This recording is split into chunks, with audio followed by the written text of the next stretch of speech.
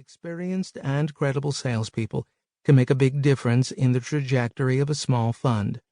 Good ones are relationship-driven and have ongoing conversations with a large number of allocators to understand their needs.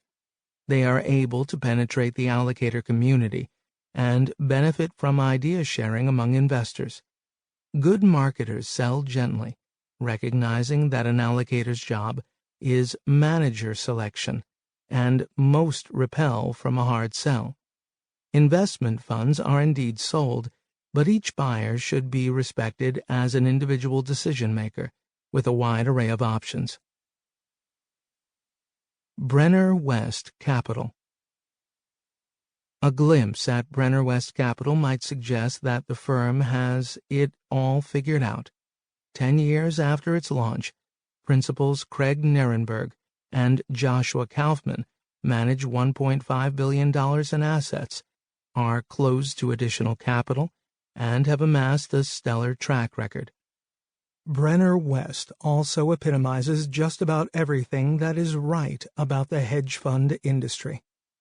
Unlike what you read in the daily papers, Craig and Josh are conservative, humble, and self-effacing. Their firm name emanates not from grandiose mountains, voracious animals, or lofty aspirations, but rather from Craig and Josh's middle names. Both Craig and Josh have spent their entire professional lives analyzing companies and demonstrate a deep passion for tearing apart businesses and complex investment situations on a daily basis. Craig started his career as a high school junior at Bill Ackman's first hedge fund, Gotham Partners. Josh entered the business at Goldman Sachs's investment banking program after college. Within a few years, the two connected under the same roof at Michael Dell's family office, MSD Capital, and in 2005 decided to launch their own fund. Brenner West's first decade proved a great success. The firm delivered market-beating returns and a true partnership with openness, transparency, and a shared vision of the investment program. Despite the evident success today, it took 6 years for just about anyone to care. With essentially the same personnel, investment process, and results that eventually attracted capital, Brenner West managed less than $150 million for its first 5 years, and struggled to get anyone else interested in the fund. Their presentation was clear and understandable, their investment examples powerful, and they carried the added panache of managing capital for 3 generations of Ackman family members. Yet no one took notice.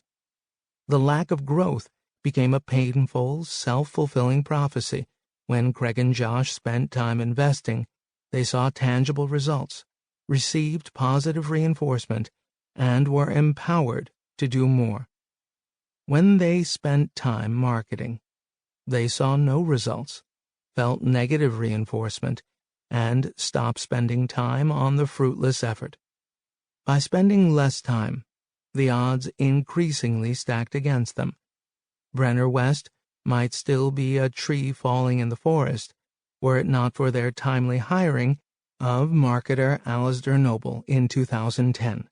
A young man with something to prove, Alasdair spent all of his time seeking out prospects for the high-performing fund. Importantly, by the time he was ready to tell the Brenner West story, the fund had rebounded from a challenging 2008 with eye-popping returns in 2009 and 2010. It followed that year with a strong start in 2011, which laid the groundwork for investors to take notice of a terrific 5-year track record. Alasdair started with his personal network, engaging 2 previous relationships to take a real look at Brenner West.